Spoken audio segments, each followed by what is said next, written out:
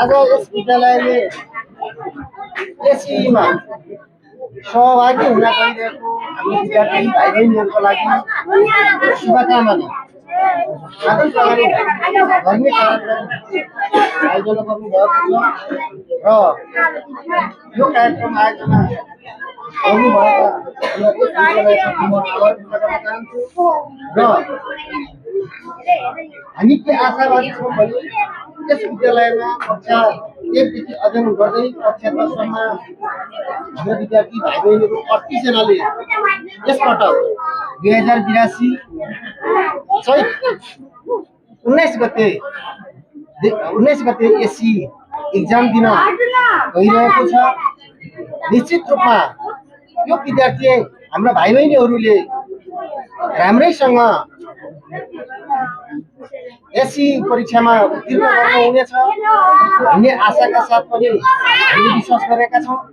यहाँ विद्यार्थी भाइ बहिनीहरूको पढाइप्रति हामी मध्यनजर गर्दै हामीले केही महिना अगाडिदेखि कक्षा 9 र 10 लाई हामीले कोचिङको व्यवस्थापन गर्यौँ र सो कोचिङबाट हाम्रा विद्यार्थी भाइ बहिनीहरूले राम्रै खालको उपलब्धि गर्नुभएको होला भन्ने विश्वास पनि हामीले लिएका छौँ।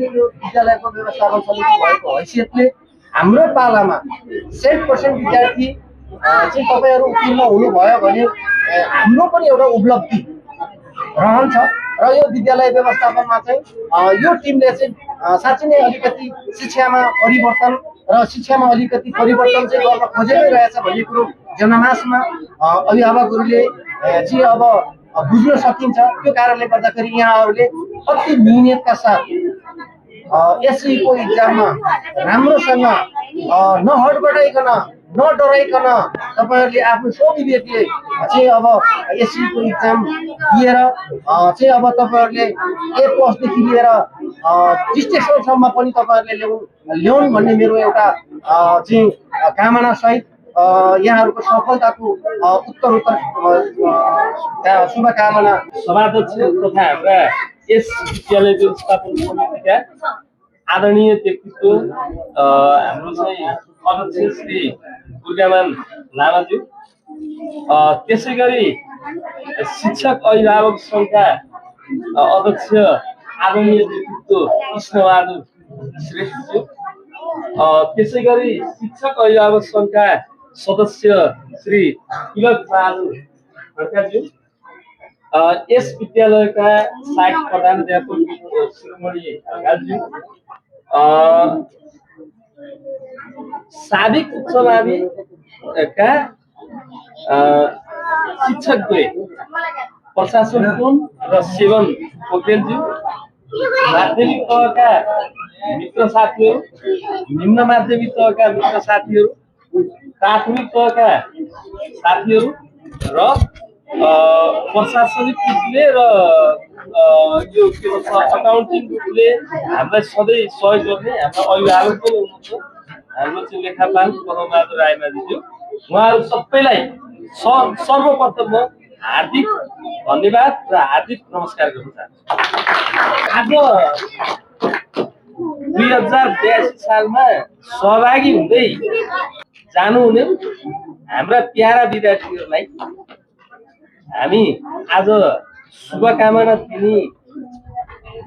दिन खोजिरहेका छौँ र वास्तवमा अलिअलि हामीलाई भावुक पनि बनायो, अलिअलि हामीलाई तर्कशील पनि बनायो, अलिअलि हामीलाई जिम्मेवारको बोध पनि बनायो, अलिअलि तपाईँहरूले हामीलाई परिपक्व पनि बनाइदिनु। त्यसको लागि म मेरा प्यारा विद्यार्थी जसलाई 2082 सालमा एससी परीक्षामा सहभागी हुन जाँदै हुनुहुन्छ उहाँहरूलाई हृदयदेखि नै हार्दिक धन्यवाद दिन चाहन्छु। म यस विद्यालयमा 2082 साल श्रावणदेखि आएँ र लगभग यो सत्रको सबै सत्र त मैले पुरा गर्न भ्याइनँ, तर मैले यहाँ आइसकेपछि प्यारा भाइ बहिनीहरू जब विषयवस्तुलाई हेरेँ, जब भाइ बहिनीहरूसँग मैले चाहिँ अन्तर्क्रिया गरेँ, व्यवस्थापन समितिसँग अन्तर्क्रिया गरेँ, अभिभावकसँग अन्तर्क्रिया गर्दा अब यी भाइ बहिनीहरूलाई एससीमा कसरी राम्रो उत्कृष्ट अङ्क ल्याउने भन्ने विषयमा हामीले गहन छलफल गऱ्यौँ र हामीले दसैँ पछाडिबाट भाइ बहिनीहरूलाई हामीले साह्रै दुःख दियौँ। बिहान जाडोमा 6 बजे बोलाएका छौँ स्कुल, भाइ बहिनीहरू आएर पढेका छन्, 9 बजेसम्म पढेका छन्, फेरि हतार हतार खाना खान गएका छन्, फेरि स्कुलमा आएर पढेका छन्, स्कुल सकेर फेरि 1 घन्टा कक्षामा पढेका छन्। यो वास्तवमा हामीले गरिरहँदा कता कता भाइ बहिनीहरूलाई साह्रै असहज पनि भयो होला, कतिलाई सरहरूले कति हामीलाई दुःख दिएको भन्ने पनि फिल भयो होला। कतिले अब हाम्रो स्वतन्त्रतालाई कति साह्रो निमट्नु भयो भन्ने पनि भयो होला। त्यो हामीले विशेष गरी यो विद्यालयको एससीमा भाइ बहिनीहरूको जीवन जोडिएको छ र त्यो जोडिएको जीवनलाई सफल होस्, आगामी दिन अझ सुन्दर होस् भन्ने उद्देश्यका साथ हामीले चाहिँ त्यति दुःख गरेका हौँ र विशेष गरी यो सत्रमा मिहिनेत गरेर आफ्नो अमूल्य समयलाई एउटा निश्चित समयमा बिहानै विद्यालयमा आएर विद्यार्थीलाई पढाइदिने, छुट्टी पछि पनि विद्यार्थीलाई नै पढाउँछु भनेर बसिदिने र विद्यालयभित्र पनि विद्यार्थीलाई पढाउनको लागि अफिसमा नबसिकन अहोरात्र खट्ने मेरा आदरणीय गुरुहरूलाई सबभन्दा पहिला म हार्दिक धन्यवाद दिन चाहन्छु। र हामीलाई कहिले पनि हाम्रो कर्ममा प्रोत्साहित गर्ने, हाम्रो कर्ममा उत्साहित गर्ने र हामीले लगेका हरेक योजनाहरूलाई चाहिँ सफल बनाउनको लागि, हामीले लगेका हरेक योजनाहरूलाई चाहिँ विद्यालयको समुन्नतिमा जोडिदिनको लागि यस समुदायबाट छनौट भई यस विद्यालयमा नेतृत्व गर्ने हुने विद्यालय व्यवस्थापन समितिका टिम, शिक्षक अभिभावक सङ्घका टिमलाई पनि म हृदयदेखि धन्यवाद दिन चाहन्छु। यदि यो भाइ बहिनीहरू पढ्न नआइदिएको भए, यो भाइ बहिनीहरू आज चाहिँ यो स्कुलमा भर्ना नभइदिएको भए यी विद्यार्थीहरूलाई हामीले चाहिँ शुभकामना दिन पाउँदैनौँ। हामीले शुभकामना दिन पाउनु पनि हाम्रो चाहिँ अहोभाग्य। त्यसकारण म तपाईँहरूलाई अन्तिममा के भन्न चाहन्छु भने जीवन एकदम सुन्दर छ, केही बिग्रिएको छैन। हाम्रा विद्यार्थी एकदम क्रिएटिभ छन्, सृजनात्मक छन्। विद्यार्थीहरूले केही न केही गर्छु भन्ने धारणा छ। यो धारणा चाहिँ अब विद्यार्थीको प्रतिभा र विद्यार्थीको लेखन सिपमा महत्त्वपूर्ण भूमिका हुने भएको हुनाले एससीमा तपाईँहरूको उपस्थिति, तपाईँहरूले गरेका योगदान, तपाईँहरूले लेखेका कुराको सही मूल्याङ्कन होस् भन्ने मैले कामना व्यक्त गरेको छु। र एससी दिन जाँदा तपाईँहरूलाई हामी अहिले प्रवेश पत्र वितरण गर्छौँ। प्रवेश पत्र, कपी, के अरे प्याड, त्यसपछि डटपेन जस्ता महत्त्वपूर्ण कुराहरू जो एससीमा नभई हुँदैन ती कुराहरू चाहिँ तपाईँहरूले लिएर जानु होला।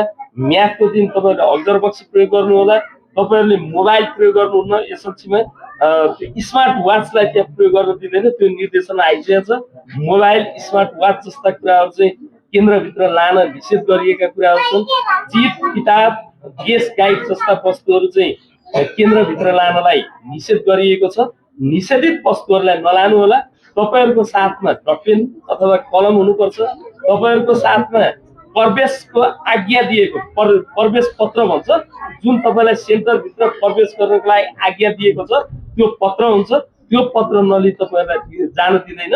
र अब कम्प्युटरमा जाँदा अकाउन्ट विषय अथवा जुन जुन विषय छ त्यो विषयका डकुमेन्ट्रीहरू, जस्तै म्याथमा जाँदाखेरि चाहिँ तपाईँहरूले यो के भन्छ ग्राफ कपी होइन, आउटर बक्स।